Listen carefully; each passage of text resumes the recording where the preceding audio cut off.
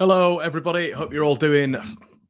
That's just the deadest intro ever for this, isn't it? The absolute deadest intro for this sort of video. Leeds United pummeled. Leeds United embarrassed. Leeds United humiliated for the second time. 11 goals in 2 games. The worst consecutive defeats since Derby did the same thing in 2008. The worst team in Premier League history. A dire state of affairs for Leeds United at the minute, and somehow the Whites find themselves in a incredible position of being outside the relegation zone. But Leeds now have conceded the most goals in the Premier League. Their goal difference has taken an absolute hammering, an obliterating, bashing. It is just. At this moment in time, I mean, we did a Patreon video today. If you guys want a bit of bonus content, we've got a new little segment on the Patreon. If you want to go check it out, so I kind of got out all of more anger I had today, the cathartic, the nature that is doing these One Leeds videos. I was able to derive my thoughts a little bit more. You guys have this platform right now to discuss anything you want. I will flag as many comments up as possible. We had the show last night, which was just nuts. And we're going to get into it today. And we're not joined by Brownie today. Everybody go over and say good luck to Brownie. I think he's got his dissertation, which is in for his uni degree. Gabe will help me out on that because I'm just a crap mate, basically, and don't listen, apparently. So, yeah, we're going to get into the debrief now. Myself and Gabe, we're going to get into the thick of it. Before we start, everyone, please make sure you're liking the video. Just means the content's seen by more Leeds fans, your family and friends and stuff like that. Evening, guys, says Rich. Worst defence in the league. Can't see it much getting much better with Verba out. Fulham will trash us, says Kian. Looking beast like One Leeds collar. Tell me though, mate, we are not getting out of this, are we? Tom, we're going to get into it, my friend. We're going to get into relegation expectations. We're going to get into our thoughts going into the next 3 games, which are, I say this all the time, but the biggest games in Leeds United's history. We cannot afford to be relegated from this Premier League division. We cannot. We are not a Burnley. It is not the Burnley model is not the Leeds model, and there's so many factors which can be contributed to that, and we'll get into that in due course. Roger says that's the first time I've stopped watching after 3-1 down. It was absolute humbler, wasn't it, Roger? But without any further ado, we're going to get Gabe in the building as well, and we're going to read out Lee Goldup's comment in just a second. But without further ado, as I've just said, Gabe, how are you doing? Well, it's just a bad question, isn't it? What do I say? How's tricks? I don't know what. Go on, fill in the blanks. In the time that you started talking and they had me in, Leeds United conceded 3 more goals. That's quite good for you. Honestly, I feel like I watched a FIFA game where someone's playing on easy and they're just playing a couple passes around and then send a cross in the box. And yeah, so of course I'm doing poorly. How could it ruined my entire day? Yeah. So, doing awesome, Connor. Thanks for asking.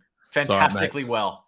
I'm always here for a bit of moral support. Lee Goldup says our recruitment is League One standard. The board have built an unbalanced squad, just criminal from Rads and Orta. Out now. We're going to get into that charlatan in just a little bit. But let's get on with the game. Gabe, I know we said prior, mate, that we weren't going to go, we're not going to delve into the game too much, but I do feel for yourself, for others, it is key to get into the game as well, because as I've said before, it's been cathartic for me already getting out everything I feel about the game. But I need you guys in the comment section to know, to let us know what you think on the game. We'll flash some of your comments up, of course, as much as we can. And Gabe, I want to know your thoughts as well. So a little bit of a summary of how Leeds started whilst I go and get my charger, mate. Yeah. By the way, on the debrief, it's typical when I start talking, all the other lads get up and leave. No, I mean, honestly, it was one of these things for me where I've heard people say we started brightly. We didn't start that bright. We just started not conceding in the first 10 minutes. So I'm not sure that's a great start. We had a sort of half chance. This match, again, comes down to a back line that it's like a bucket with holes in it, expected to hold water. I have no idea how those 4 men, and then some on the bench as well, because it pertains to anybody in the defensive position, with 1 or 2 exceptions in the entire squad, how they're collecting checks as Premier League footballers. And we can say the same thing. We can go up and down the squad. I know we're going to talk about the recruitment and the amount of money paid for certain players. I know we're going to talk about all that. But if you're out there, if you've got 11 men on a pitch and you're not confident in your back four, or you're every time they came down the field, Connor, in the second half, every time down the pitch, it looked like they were going to score. They put 6 past us. 6. That's 11 goals in 2 matches. One against Crystal Palace that they're not particularly great. And this Liverpool team is a poor Liverpool team. Jesse Marsch brought these guys into Anfield and won. This team stinks now. We stink. That's just what it comes down to. We stink. We're a bad side. The players are poor, but the worst part of the pitch for me is the defense. This defense isn't even a decent championship defense. They stink. Yeah, I think you've surmised it pretty well there, mate. Summarised it, I should say. JC says the mentality is dead. No fight, no passion, no desire. This is something I absolutely hammered home last night, Gabe, as you will have seen. Hammered it home on a video today. I mean, once again, I completely agree with you, mate. This whole rhetoric of Leeds started well. Listen, we contained a little bit of what Liverpool were trying to do. I think Liverpool were abysmal to start. I thought they were very passive, but they were better than they normally are. They've won 3 games away from home all season. They've been beaten comprehensively by teams in and around Leeds all season. They've really, really struggled against the likes of Wolverhampton Wanderers, Bournemouth, Everton, Notts Forest. And I thought to myself, we're going into the game yesterday, Gabe, and I thought, you know what? I said to you guys, drawing closer to the game, I do get a little bit nervous, as you both know. And I think to myself, oh, God, for some reason, the other team just gets, they grow, in my opinion. I don't know what it is. It's just an embedded thing in my PTSD with Leeds United. But I thought to myself yesterday, and we spoke about it, that Leeds could get something from this one. I did think that, especially because, Gabe, I expected a reaction. I did not expect, and this is from Mr. Negative, Mr. Pessimistic, whatever, that's fine. I'll own it. But this is a person, Mr. Negative, who actually predicted we beat Palace and we draw to Liverpool. Now that tells you almost about what my worst case scenario in those 2 results were. It was probably 3 points. The fact that we've been drubbed twice, we didn't see any reaction, heads down again. A first half where, we contained them in parts, but we got deeper and deeper and deeper as the minutes went on. When 5 went to 10, 10 went to 15. Leeds were literally on the penalty line, and you're seeing Van Dijk and Konate squeeze and getting further and further up the pitch. At one point, they were touching on the, they just passed the halfway line. They were 10 yards ahead of the halfway line into Leeds' area. And you're thinking to yourself, okay, well, they're advancing here. They've not had a shot, but they're advancing. They're getting closer and closer and closer. They'll get finding a few gaps. So in a way, I think Leeds did okay for 20, 25 minutes. They did. But once again, it means nothing. I don't care. They completely capitulated yet again, Gabe. Since when do we, if we're going to get into this business of saying, oh, we did all right up to a certain point, then let's not even try to win the matches. Let's try to have a decent purple patch in a match for 30, 35 minutes. We had plenty of that under the previous manager, under Jesse Marsch. We had plenty of good moments and poor results. 4 wins his entire time here. So it's ridiculous for us to get into this. Oh, we were in the match for 10, 15 minutes. Great. 90 minutes plus stoppage time. That's how long a game of football is. It's a ridiculous thing. And I don't know why I'm seeing it in our fan base. I think maybe we're just so desperate to find anything to cling on to right now. Yeah. But and I understand that that's part of, when you care about something, there's a mind to just look for things that are worth talking about. But there's not a team in this division that doesn't compete at some point in the match.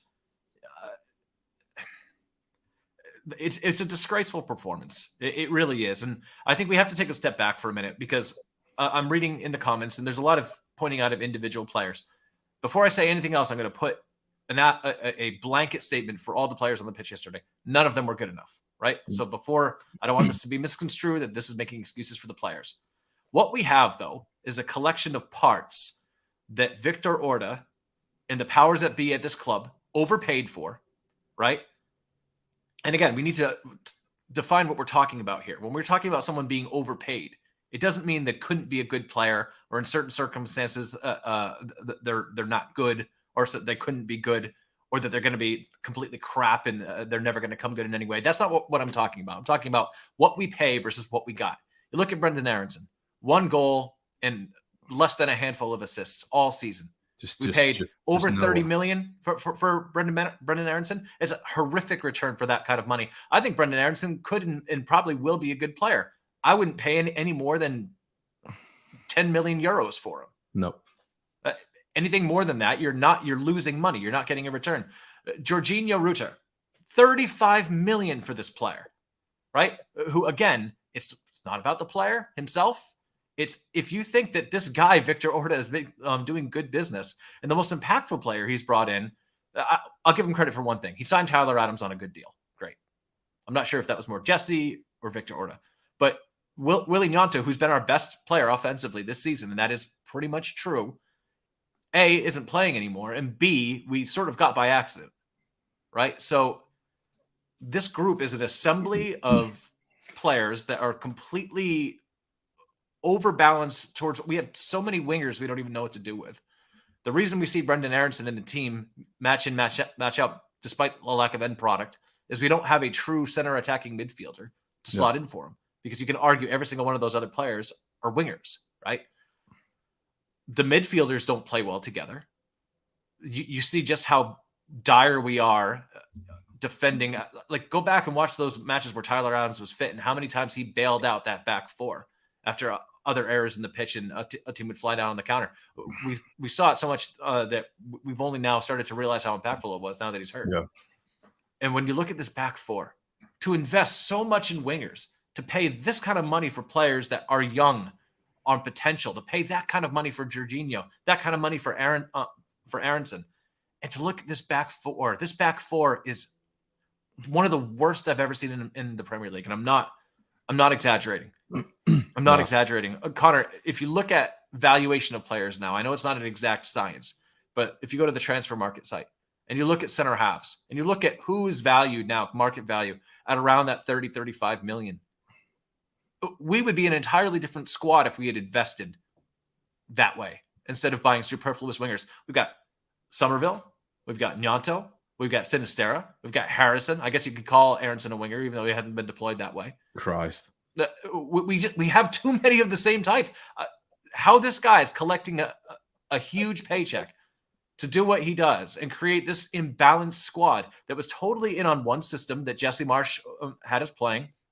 And we could argue all day long whether or not that was ever going to come good. I would say that, and I think everybody here would say that it was time to go for Jesse Marsch.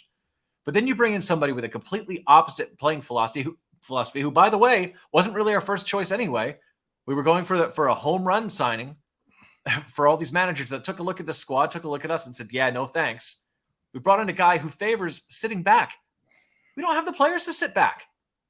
But I think Alex just said, cheers for your donation as well, mate. You dress up a pig, put lipstick on, put a wig on a pig. End of the day, it's still a pig.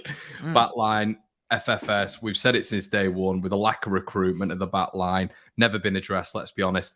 3 separate managers, 3 separate problems, or the same problem for 3 separate managers. It is a car crash, the recruitment that has happened with this squad over the years. And this guy, for me, is a failure. Victor Orta is a failure. I know Leeds United are in the Premier League. He struck lucky with Bielsa. Lucky with Bielsa because Bielsa got the absolute utmost out of certain individuals. And I cannot comprehend how they have ballsed this up so much. I do not understand how. I mean, I heard after the first year, I think it was Angus Kinnear on the Square Ball, or he said it somewhere else, that you know, there was going to be a meeting to sort of a bit of an analysis of the season. What went wrong last season? Well, what the hell have they done?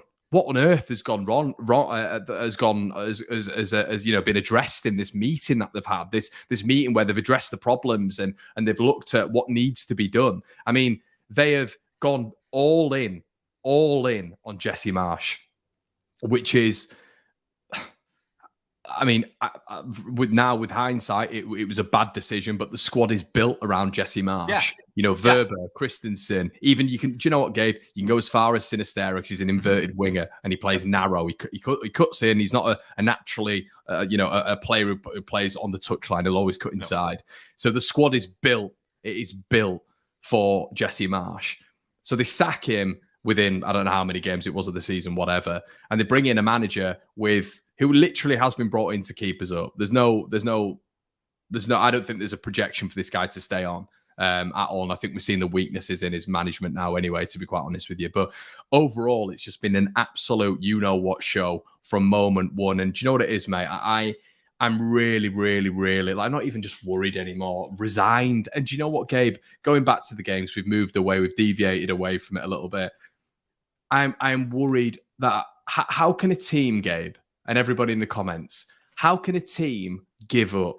How can a team die on the pitch in 2 consecutive second halves when 2-0 down? All right, some would say you're out the game, but against Liverpool this season, you're probably in the game. 1-1 against Crystal Palace, you're in the game. 2-1 down, you're in the game. But they've folded twice. Now, I said it last night. I don't know if you agree. I want to bring this to the comments as well. I think we can have the quality of Willy Gnonto, Sinisterra, Rodrigo, Bamford, whatever. I don't think I've been showing it consistently anyway. I really, really worry about up here. And I said the other day, you have to have it up here in a relegation dogfight. Leeds don't have it. And I don't understand, Gabe, why they're all defeated. Heads are down.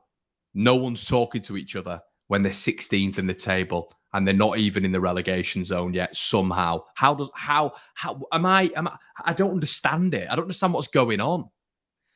I don't want to sound too cliche, but there is a cliche that I do think is true, is that attitude reflects leadership, right? And I don't necessarily mean this in terms of the manager. I mean, you pointed out when you have this plan, you built the squad around Jesse Marsch, and then you back him probably when you shouldn't have, when it was clear things weren't working out. Instead of making a critical change, you double down, you sort of give him what he wants in January, then you sack him after and bring a guy who does the opposite. If you're the players, this isn't a justification. I can hear Brownie chiming in my ear saying that this is wrong. I'm not saying this is correct. I'm just trying to say that it's a reasonable assumption to make, that they're looking around and they're looking at this back four, and you're out there playing on the pitch. You know that the Victor Orta doesn't have a plan. What's the plan? But look at the players we were linked with: Cody Gakpo, De Ketelaere. Why were we linked with these players with that back four? And the only improvement we've had in our defense, Gabe pointed it out in the comments. Gabe as well, De Ketelaere, another fantastic player, but a project again. A project, yeah, 100%. I think we could even argue that Cody Gakpo is a project to a certain degree, right? If you looked at the season at Liverpool, Gail pointed out in the comments, talked about Max Weber.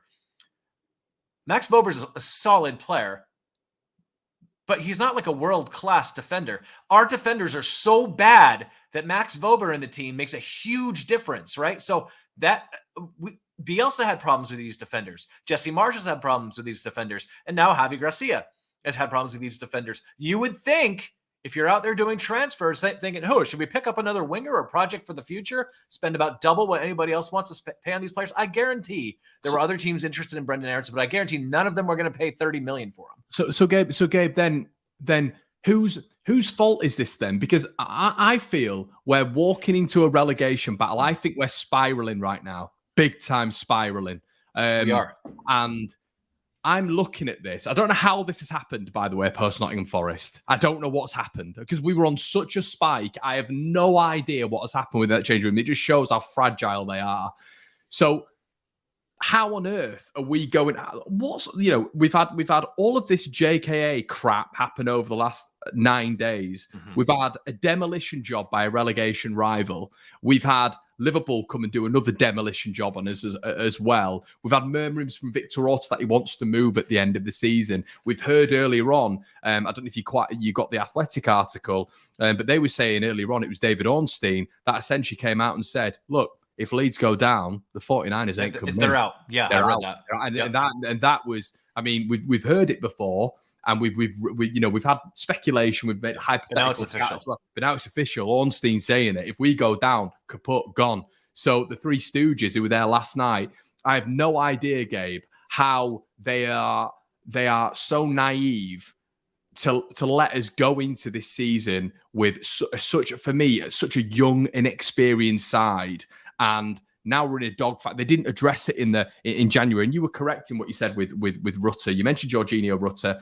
Why would you not go out in January, and we've mentioned it on here before, and sign a Danny Ings? You know, I'm not saying Danny Ings will be, I've said this before on the debrief. I've not just said he's the person I'd have gone for, but that is an example right there. You do not go out and do what Victor Orta has done throughout his entire tenure at Leeds United and do a Hollywood sign. And we've only really seen the return, the plus £30 million return on Rodrigo come back this season. We've only really seen that come back this season. Aronson, Dan James, there's so many that outweigh the bargains. They massively outweigh the bargains. Llorente, 20 plus million.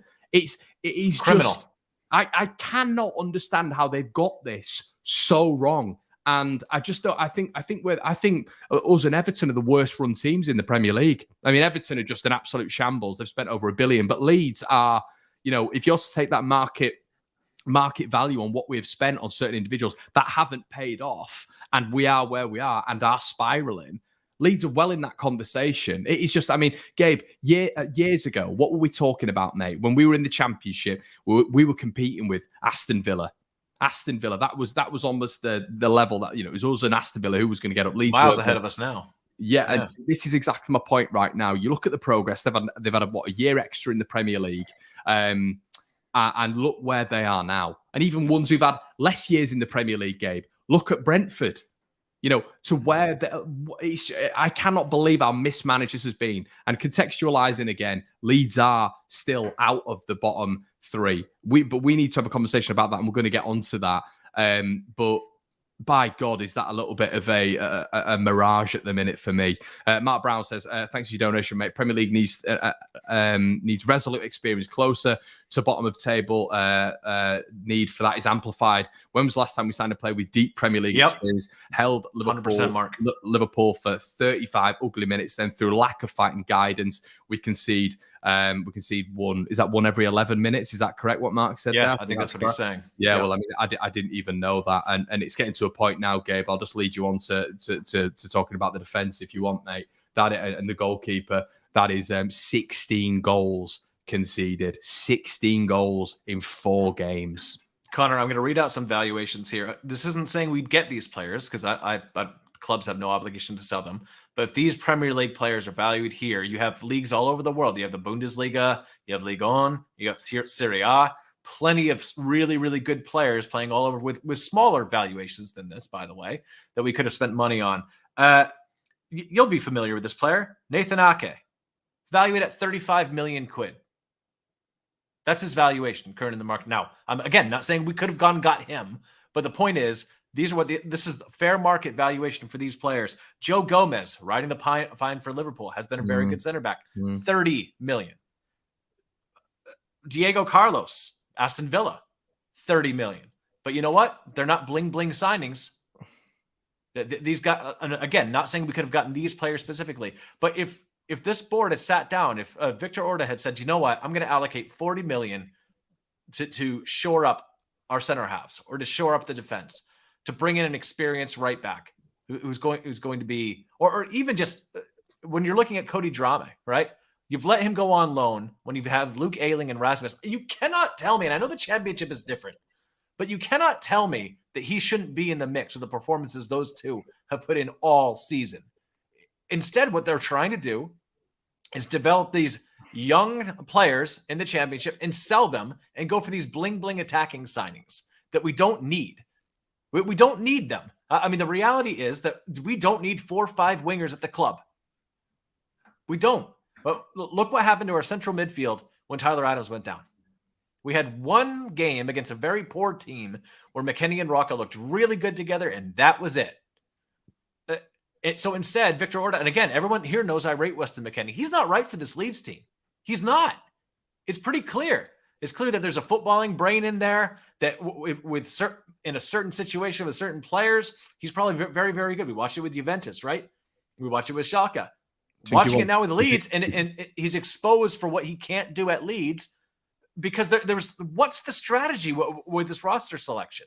Oh, I've said roster. Crap. There's the American. Pile on Gabe the Australian for saying roster. But the squad selection, I mean, that's who's at fault here. So when you're looking at now, look, the defense. I'm not going to go through every goal. There's 6 of them. It would take us too long. Yeah, relax. But go back and look at them can't again. Fundamentals. Once again, and I hate to pick on Pascal again, but if you're going to lose your shape, and for those of you who maybe aren't super familiar with what we mean, why it's so important to maintain the shape, right? It's because when you have teams like Liverpool or any team that's going to attack a particular way, you set up a shape to limit the space, right? To make it difficult to play through you, right? So if Pascal Struck is abandoning the shape to come across his own halfway line to contest a throw in and not even put a foot in and then hesitate on his tracking back, what is that going to do? Well, it's going to create a mathematical imbalance. So when the team comes forward, right into the box, and they score. It's as simple as you like. I've never seen a team get carved up so easily. And it's just time after time. Robin Koch, time and again, loses his mark. I wasn't joking when I said a Norwich fan messaged me, a Norwich fan, and said he cannot believe the standard of defending that Leeds are putting out in the Premier League. And there's no hate there. There's no bitterness, because I know Leeds fans are like, oh, it's Norwich. They don't like it. It's got nothing to do with that. He's objectively watching Leeds United. He said he couldn't believe what he was watching. But Connor, who's the answer, though? Who's the answer? Like, people are calling for Liam Cooper. We've seen Liam Cooper do the same things. We've got to pray.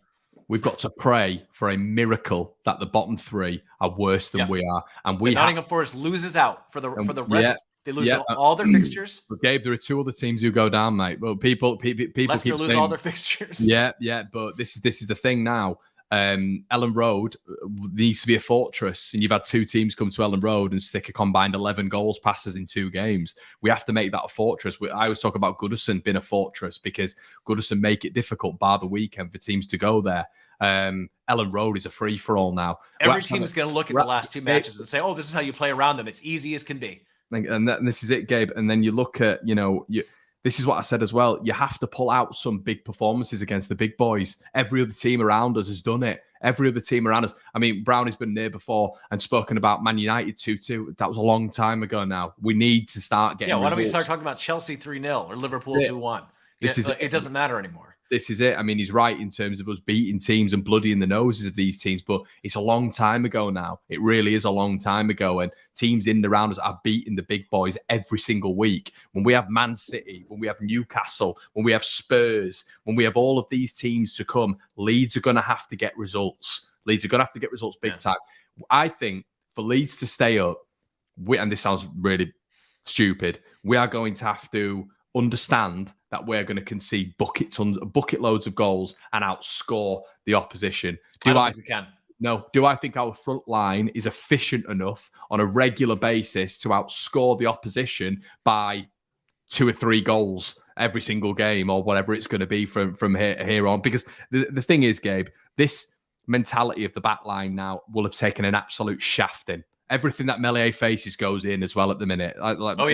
Mentioned several times, he's a polo mint, big hole here. So it is just everything goes in through him. So you're now facing a back 5 who have a serious confidence and mentality issue. They had that originally, but there's now a serious self-esteem issue, and we're going into massive games. Does this group have the fortitude and the mentality to break through that? I don't think they do, and I don't blame them, Gabe. I don't blame them. I kind of blame them. I put some blame at their door. But the way this squad has been built by Charlatan 1, Charlatan 2, and Charlatan 3 at the top of the club, the chances at the top of the club, who since they've taken charge of this club have chanced it, I think they've signed Leeds' fate for me. And a lot of people will say this is negative. This is just my opinion. I'm on here. I'm hoping Leeds stay up. Of course, I'm a massive Leeds United fan. But what I'm seeing at the minute is fragility. And I think the only way Leeds stay up is for these 3 to be absolutely crap. And for the next 3 games, Leeds to just blow the opposition away going forward, because we are going to still concede an absolute shed ton at the other end. Yeah, and you talked about squad mentality. What I'm seeing now is players looking out for themselves, which they think they're looking out for themselves, but they still look terrible on the pitch, so it's not really helping them. But they're thinking, right, we're probably going down. There's no plan. I'm going to look out for me. So I'm not going to get stuck into that tackle and get done. There's a play that really sums it up for me, where on one of the Liverpool goals, Robin Cox steps up. Was it? I thought you were going to say the fourth goal where this was the one where Rasmus played what's his name onside. Oh, I was talking about the one where Rasmus got intercepted, and then there was like 3 of them jogging back. Oh yeah, we could talk about that too. But for this one,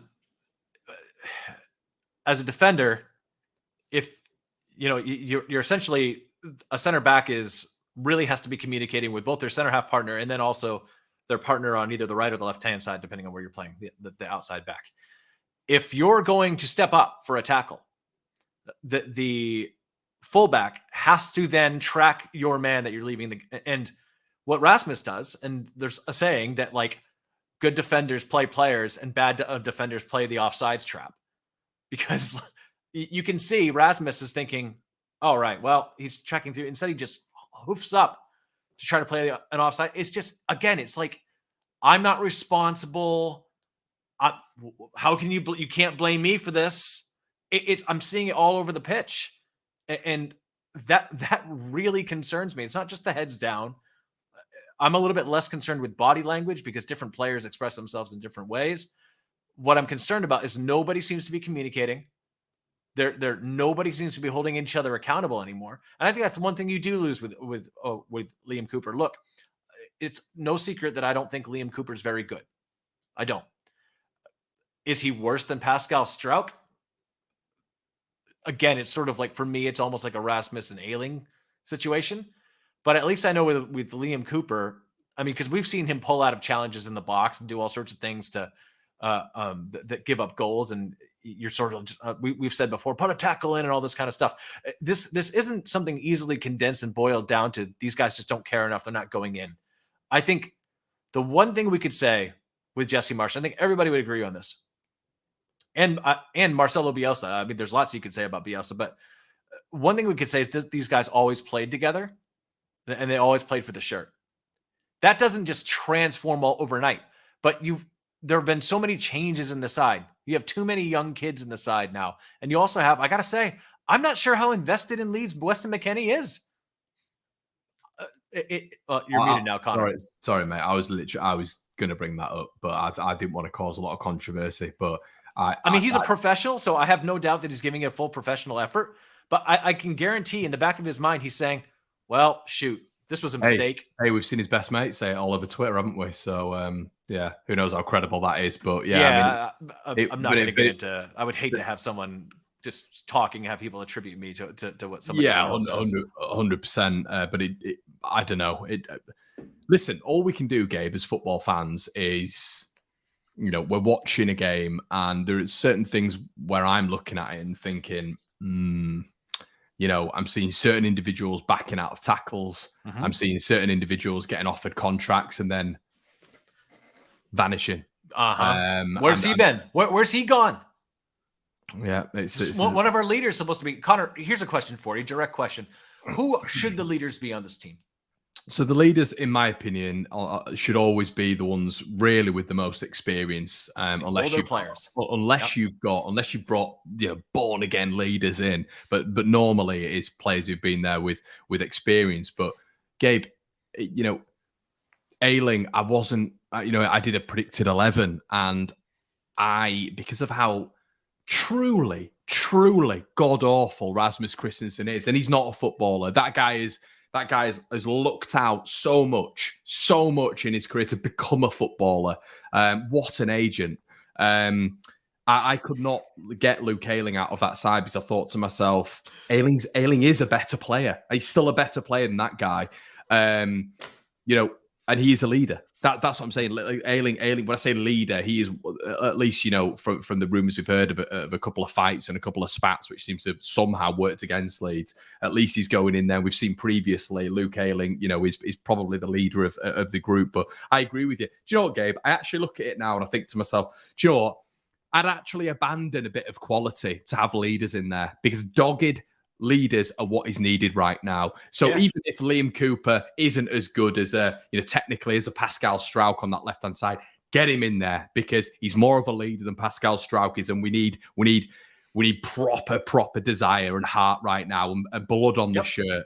I agree. We need Luke Ayling in there, just because I'm not saying he's a quality footballer, because he's not. But look at the squad building. Look what we have. We had Cody Drama go out in January, and he's about to win Luton's Player of the Year again, as he won Cardiff's Player of the Year last season. Would Ayling or Christensen win a Championship Player of the Year award? Probably not. So that means, we've got one of two to choose from.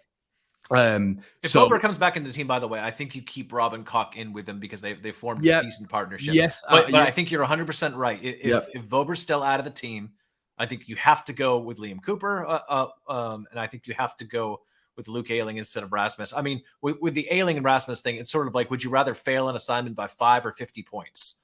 You're still failing, but at least one is more borderline. Luke gives you things that Rasmus doesn't, and at least Luke takes responsibility. For me, Rasmus Christensen, time and time again, he doesn't look as goofy doing things as Luke does sometimes, but time and time again, you see him pass the buck, jogging. Just these are things that, what you didn't see under a Marcelo Bielsa team. And I know I'm like the brownie guy bringing Bielsa up over and over and over again. But when we lost the ball, like think about McKennie's loss of possession yesterday is right about to be in the attacking third. So the distance between half field and the attacking third. Previous Leeds teams would have tracked back in force. We still outnumbered them 5-3. We had players recover. But then Pascal Struck decides, I'm going to stop running with Mo Salah. I'll never understand. And that's a mentality thing. That's an accountability thing. That's a leadership thing. And I got to say, like, I don't think Tyler Adams would have let anybody get away with stopping man marking. I think you've mentioned McKennie. I think Adams would have kept McKennie in check a couple of times as well. And he has. I think that to go down about squad selection again, it sounds insane for me to say this. It's pretty clear that Rucka and McKennie don't communicate in terms of who's staying back and who's going forward. That their discipline is pretty poor. And again, it shows how dependent on Tyler Adams we've been, with the exception of a couple matches, which, that happens. You get mirage results. You almost have to choose between them and go with an Adam Forshaw if we're going to play two holding midfields, which seems nuts to me to have to say.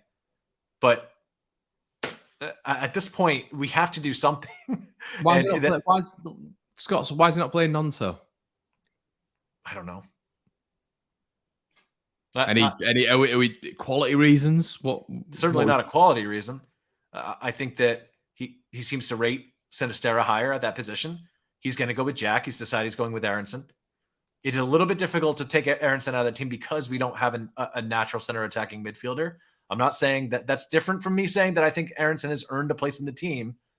But wait, who just said Greenwood is much better than Rocco McKennie? No, stop it. Stop it. Oh, God. And we do this sometimes. We say, let's bring in Joseph or let's bring in JB. I guarantee most of you have never seen these kids play.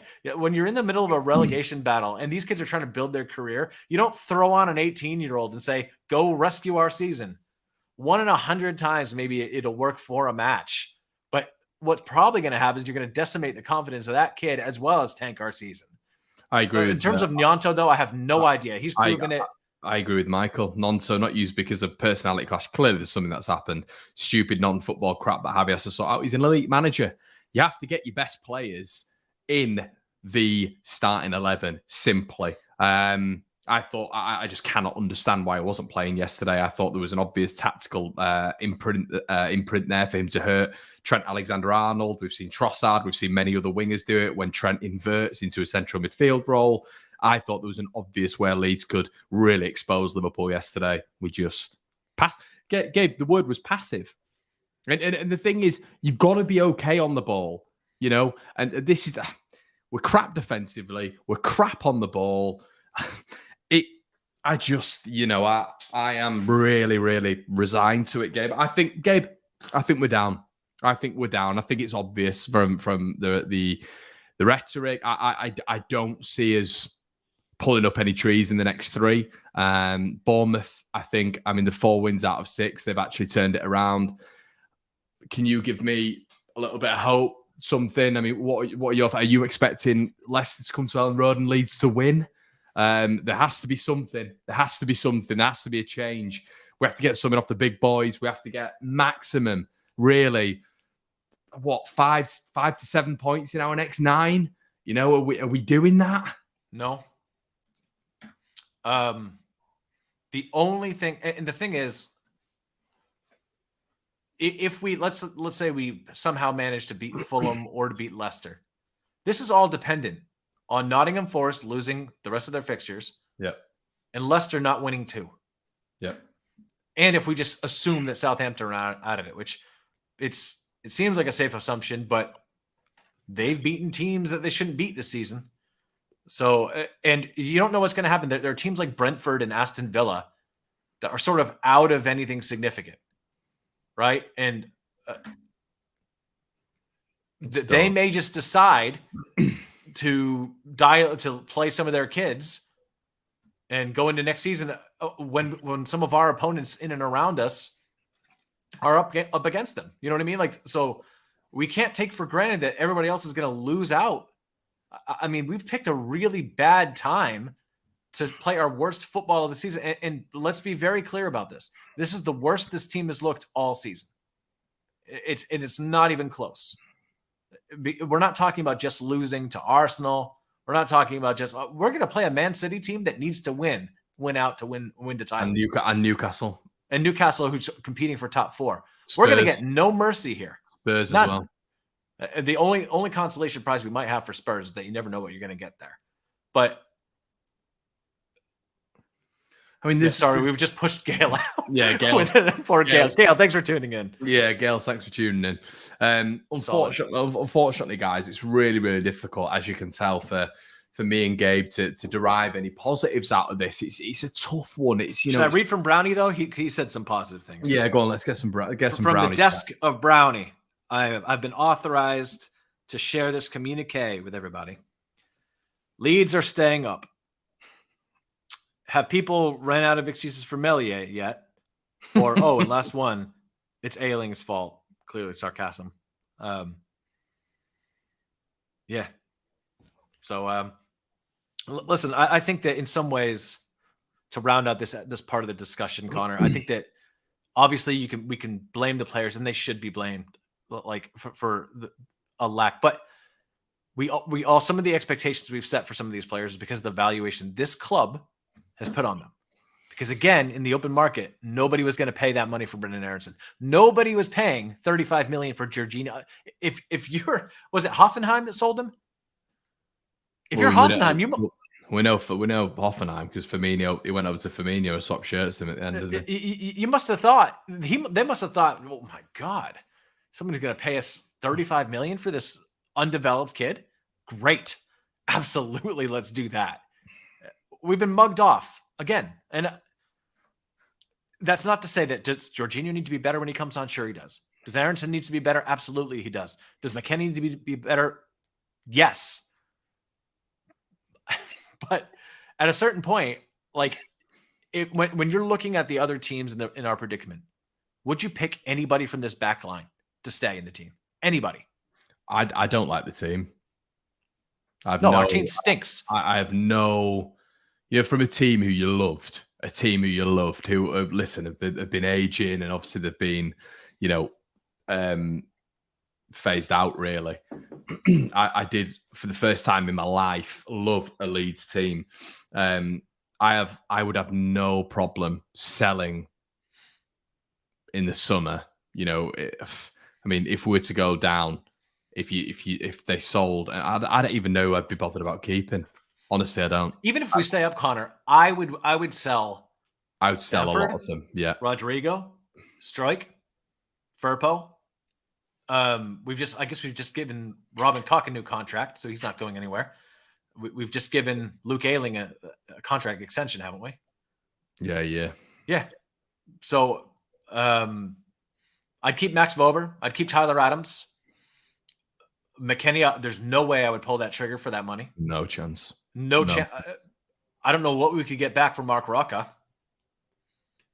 There's not an identity anymore, is the Gabe? No. I don't know what we do anymore. I don't watch Leeds and think, oh, that's what we do. Like that, we don't. I don't feel like there's patterns of play. I couldn't say to one of my mates, this is what we do now. I'm just. It's a squad built for someone, and now we're on once again another blueprint of playing. And then we will go on to another blueprint of playing if we stay up or even if we go down. It is just a mess. What were those substitutions, Connor? Like they came in they almost seemed pre-planned. Like to this point, I hadn't done much, and I don't want to put too much scrutiny on the manager because again, it's not like these problems didn't happen under Jesse Marsch. They didn't happen under Marcelo Bielsa. We know what the problems are. It's a squad being built and the players who are maybe even sub-championship level starting for a Premier League club. Okay, fine. That being said, like, I don't know. What were we trying to do with the substitutions? Just swap out like for like? I thought that. Yeah. There was no pivot in strategy.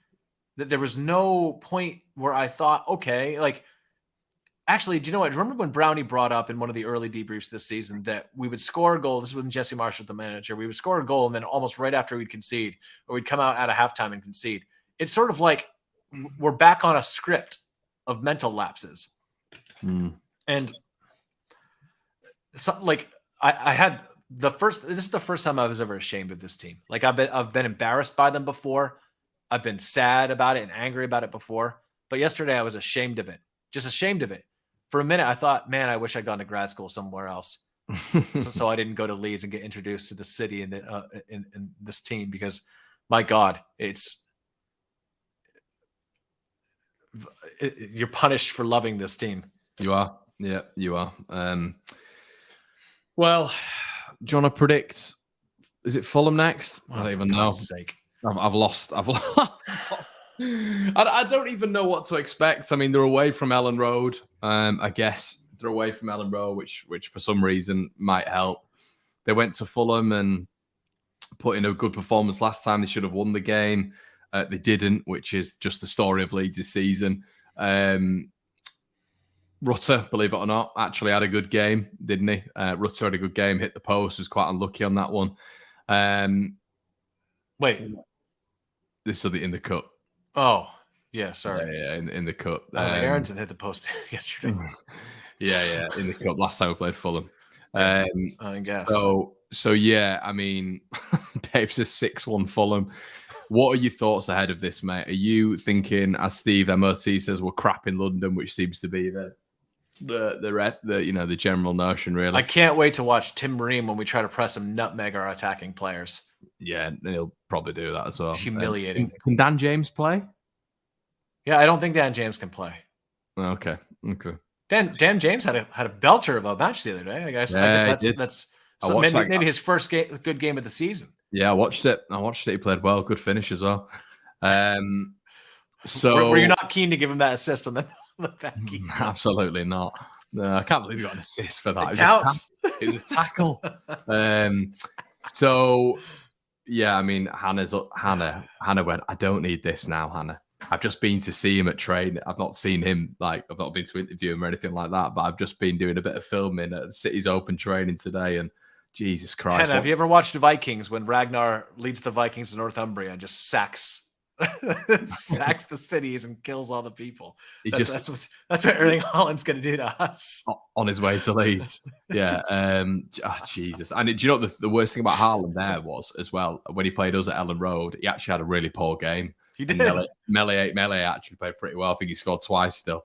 So yeah, obviously context, Mitrovic is out. Fulham haven't been great. I did watch a lot of the game against Everton, and Everton, it was a very odd game. Everton were really in the game. Missed 2 chances, mad chances through Neil Maupay. Lol, he only scores against one side. But hear about Everton today, though? No. Dropped it below to a behind closed doors match to, I think, is it Chester FC? Oh, really? God, yeah, 1-0. Gabe, I don't think we can set the mick out of that right now. I feel like they do the same to us. We beat Accrington. I like how you say that. Well, we beat Accrington. No, it's the high point of my season, isn't it? That we won Accrington. Yeah, we actually looked good in that game, didn't we? Believe it or not. I wonder why. Oh my God. But yeah, so to start with, what changes would you look to make? Aronson, I think has been horrific. I mean, listen, take out a first half performance against Crystal Palace. This guy is just, yesterday, Gabe, the amount of falling over and complaining he was doing, he's so weak. Yeah. So weak. He's not the only one though, Connor. He's That's not, the unfortunate thing is they're all doing it now. He's not, but I think it's obvious with him because his numbers have been so poor this season as well. So it's almost like he's not got any credit in the bank. Whereas at least when you look at Harrison and when you look at others, Somerville, maybe and Nonto, and not that he's been playing and stuff like that, but in Sinistera, they've actually got a little bit of credit in the banks. Aron's just got none. It's just such a shame to see. I was really enthusiastic about him at the start. I'm not hanging him out to dry. He might improve, but 30 million, good God. No, that's the thing. That's the crux of your annoyance with it, is that we spent that much money on a player that would you be reasonably happy if we had spent 8 to 10 million on him? You'd be like, yeah, project. And he was a bench player. Yeah, Yep. I wouldn't be starting him. I would not be starting him. I don't think he doesn't start for you guys, does he? He doesn't start for you guys. I wonder why, because he's not good enough. I think Garcia's gonna go with him though.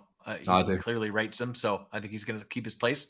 I think Jack Harrison will keep his place. Nonto's got to be in. He's got to I don't start. think he. There you go. Never talks bad about Americans. Okay, I'm Australian. Remember? Listen, I think that I don't know what's going on with Nyanto. What would you play him over Sinistera at this point? I think Sinistera might be injured, hobbled off, didn't he? Oh, that's right. Well, then he has to play him. If he comes with Somerville, I'm going to be just flabbergasted. I thought Somerville was all right when he came on. Yeah, he's all right, but garbage. I mean, what, we were down 5-1, 6-1. Yeah, it's Who game cares? state. Game state, isn't it? You know what I mean? Like, I think he's going to go with the same attackers. With obviously, he'll either bring in Nyanto or Somerville. For me, it's like who do you swap out in the back line? I mean, we don't have a lot of options. What are we going to do? Play strike at left back? No. I can't do that. So I guess. I mean, they've got a really top player, haven't they? Is it Solomon, who looked really, really good? I think he scored like 6 on the bounce when he scored against Leeds, a cracking finish. So I don't know if he's going to be playing. Obviously, they've still got. I mean, Williams scored against us this season, hasn't he? Played really well in that game at Ellen Road. They've still got some decent wingers. Harry Wilson has not been amazing this year, but I mean, I watched him against Everton. He looked very good.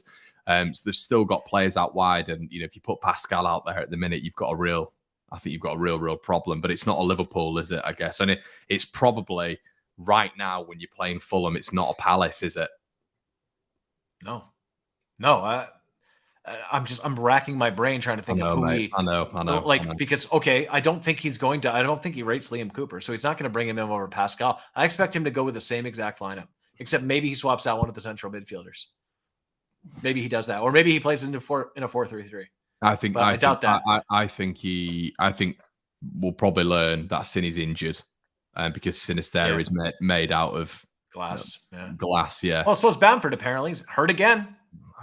This guy, awesome. And the thing is, I see in the comments some calls to go to like formations we've not played all season, and I understand the sort of calls for that, but it reminds me at the point in Mike Bassett, England manager, when he goes to the Christmas pudding formation.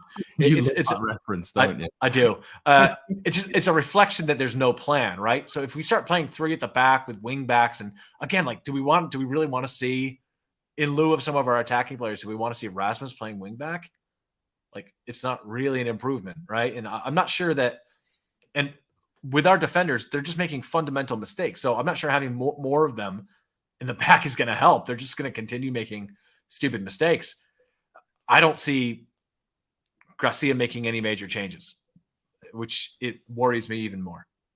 I think if Sinny's out, he's going to start Somerville. Well, yeah. I mean, barring injury. I'm praying Verber's back. Verber's got to be back. I mean, Jesus Christ, we need something. We need something different at the back. And like you said, I don't think he rates Cooper. I think we'd have seen Cooper, and I don't think he rates him. I think Ayling has to come back in the team for me, and he does. It just makes me shudder because I don't rate him as a footballer, but I do rate him as a character.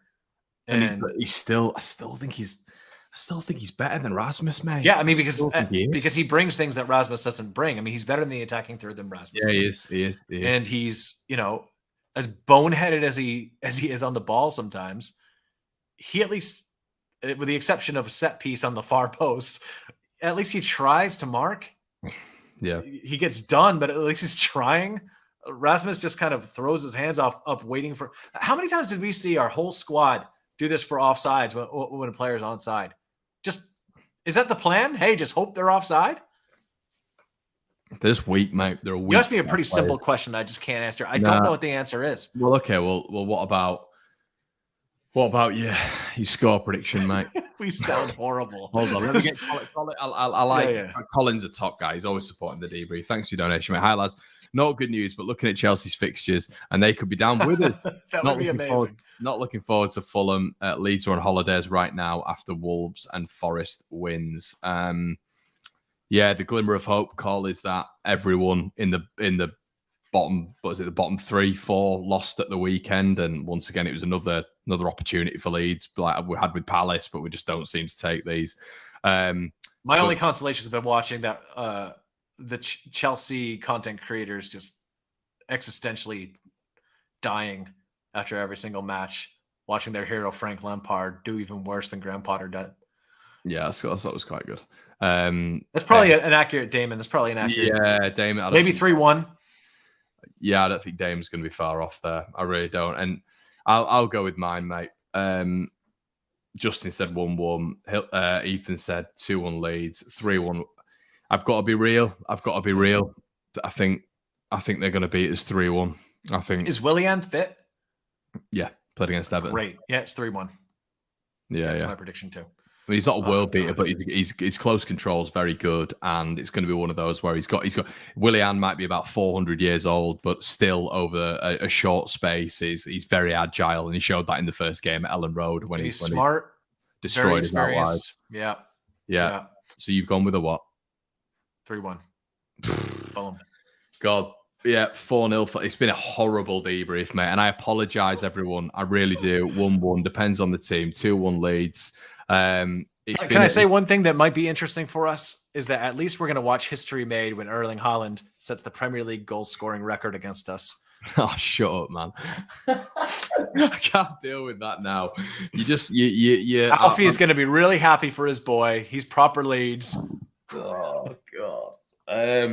But yeah, it's not fun doing these, as you can probably tell. It's much better when we've actually got things to touch on. And people who are saying not even got Brownie to keep the positivity, trust me, he's not in a good headspace either. Brownie will stick with we are staying up, but if Brownie was on here right now, you'd be getting both barrels, trust me. So what we're really missing is 10 minutes of him going in on Ian Meslier. Yeah, which would have happened. Yeah. Ilan Meslier, you'd have had the back line been ripped apart to a ridiculous extent. Grazie would have been ripped apart as well. So yeah, don't be thinking that he's all hunky-dory right now. And you can't be listening. You've got to give your head a shake. Leeds are in some dire need at the minute. We are in big trouble. And you can listen to any content creator. They'll all say the same thing. Connor, does your prediction change if Max Wober's in the team? Because that's interesting. I just saw a comment. Does my team... Does your prediction of the result against Fulham, if Max Wober is starting? We might manage a draw. Maybe. Yeah. So we'll put a positive slant on it there if Verber is back. But he's got to get back into it straight away. Then his levels have got to go like that straight away. You can't just slot in and build himself back in straight at that level that you left, son. Otherwise, we're going to get done again. But yeah, let's leave it there, mate. Really appreciate loads of you being with us today. Listen, it's been a tough one. It's been a tough couple of days. That's what happens, guys, when you're content creators and you've got a football club who are just getting absolutely pile drived. I really wish I could have come on here with positive news, but it's what it is. It's Leeds United, isn't it? We need a little bit of help from these guys. Have a good one, everybody. We really appreciate you sticking around, and we will see you in a bit. Cheers.